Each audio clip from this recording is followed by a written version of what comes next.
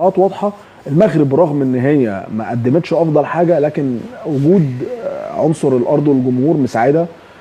مش عايز اقول عنصر الارض والجمهور بس، لان برضه انا شايف في انحياز تحكيمي شويه للمغرب. ده من وجهه نظري. هم اصحاب الارض. طيب الحقيقه انا في حاجه كده مركز فيها، تقول لي صح ولا لا. يعني مثلا تقنيه الفار في كاس الامم الافريقيه، انا شايف ان فيها ازمه شويه. اكيد مش احسن حاجه. كمان التصوير في بعض المباريات في كاس الامم الافريقيه. احنا داخلين على 2026، كل سنه وانتم طيبين. برضو يعني في بعض اللقطات، في بعض الكادرات وكانها مسروقه، مش موجوده. يعني في بعض الحالات بتبقى محتاجه لاكتر من زاويه، واحنا بنتكلم عن كاس الامم الافريقيه، مش موجوده. ودي حاجه تشرف طبعا المغرب، تشرفنا كعرب وافارقه في النهايه. والله انا بالنسبه لي اتمنى نجاح المغرب في تنظيم كاس العالم طبعا، واتمنى نجاحهم الاول اللي خلاص بان اصلا النجاح في تنظيم بطوله افريقيا. نتمنى الاستمرار على ده وما تحصلش اي مشاكل. كلنا شفنا قطر في كاس العالم 2022 طبعا ابهرت العالم كله بالتنظيم، وصعبت تنظيم كاس العالم على اي حد، بلد جاي بعدها. ولكن اتمنى كمان ان المغرب تيجي وتعلي البار على السعوديه بعديها.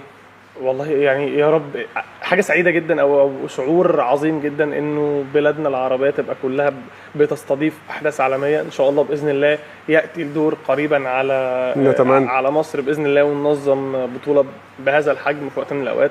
طبعا اعتقد انه لو مصر نظمت كاس العالم بتاريخنا بحضارتنا بالثيم المصري اللي بقى في البطوله، اعتقد هتبقى من اشيك البطولات تنظيميا. فارق التنظيم وجودة الملاعب في جودة كرة القدم؟ طبعا وبيفرق اكتر مع المنتخبات اللي بتلعب كوره. يعني يمكن البطوله اللي فاتت كانت شفنا ان الفوارق ما بين المنتخبات الكبيره والمنتخبات الصغيره، عوامل الجو، فكل دي حاجات مش موجوده في المغرب. فبالتالي شفنا اللعيبه اللي بتلعب في اوروبا جايه بتلعب باريحيه بتلعب في اوروبا بالظبط، جايه بتلعب في اوروبا وبتلعب باحسن شكل عندهم. فده طبعا هيكون مفيد للمنتخبات اللي بتحب تلعب كوره. شفنا مثلا ماتش الكاميرون وكوتيفوار، ماتش كان رتمه عالي جدا وكان ماتش من احلى ماتشات البطوله.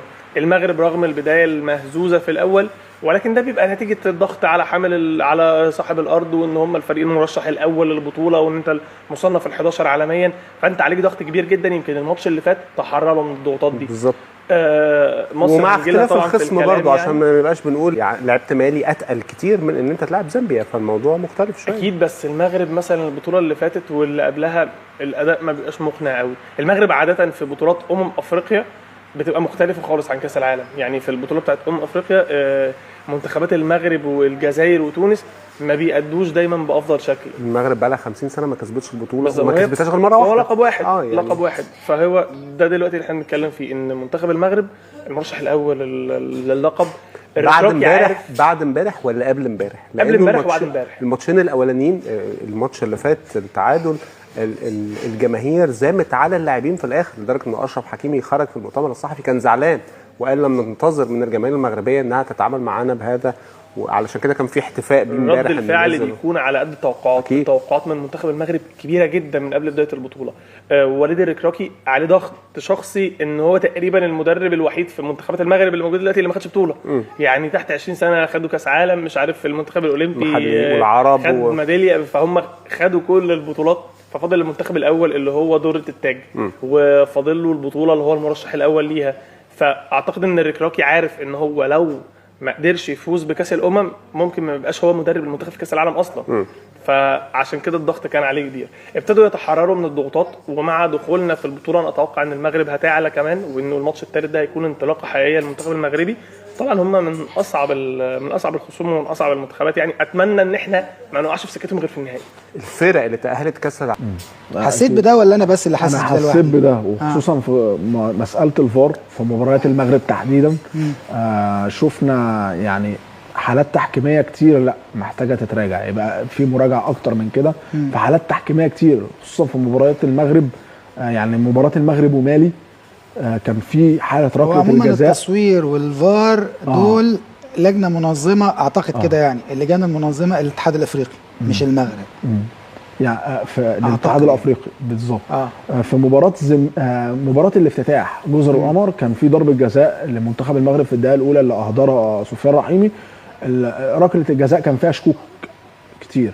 مباراه مالي في الجوله الثانيه مغرب ومالي كان في ركله الجزاء لابراهيم دياز كان برضو فيها شك ومحتاجه تتراجع. لان كان في وجود شك ان في لمسه يد، الكره كانت محتاجه تتراجع برضو. المغرب لسه لحد الان مستوياتها يمكن المستوى كان افضل في اخر مباراه قصاد زامبيا، خصوصا بعد التغييرات اللي عملها وليد الركراكي المدير الفني في التشكيل. كان المستوى افضل، لكن المغرب لسه ما قدمتش افضل ما عندها بصراحه. مباراه مالي ومباراه جزر القمر كان الاداء مش قد كده. منتخبنا انا شايف ان بيتطور، منتخبنا افضل، يعني يمكن على عكس المتوقع دور المجموعات احنا ماشيين بشكل كويس، واتمنى ان شاء الله ان نتطور. السنغال نفس الموضوع برضو، لسه ما قدمتش نفسها قوي، ولكن يعني كويسه برضو، يعني كسبوا بوتسوانا 3، تعادلوا مع الكونغو الديمقراطيه. ملاعب على اعلى مستوى، دي ملاعب كاس عالم يا جماعه، وهي فعلا هيتلعب فيها كاس عالم. وكمان التنظيم جيد جدا، الجماهير المغربيه بتدعمنا بشكل كبير. يمكن مباراه الامس خلاص كانت شبه تحصيل حاصل فما كانش فيه دعم، لكن لما تشوف ماتش جنوب افريقيا والفول كاباسيتي بتاعت الاستاد و40,000 متفرج بيشجعوا منتخب بلد غير بلدهم، ولو ان احنا شايفين ان هم يعني اشقاء عزاز واحنا بنلعب في بلدنا.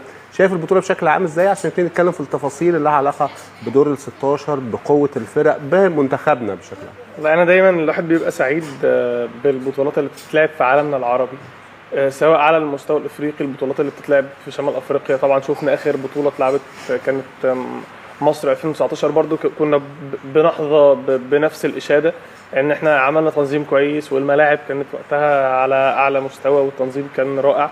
الحقيقه عندهم خبرات في الناحيه دي، ونظموا بطولات كاس عالم للانديه، ونظموا حاجات كتير، وكمان استعداد لتنظيم كاس العالم. فكل ده كان مخلينا منتظرين التنظيم ده من المغرب.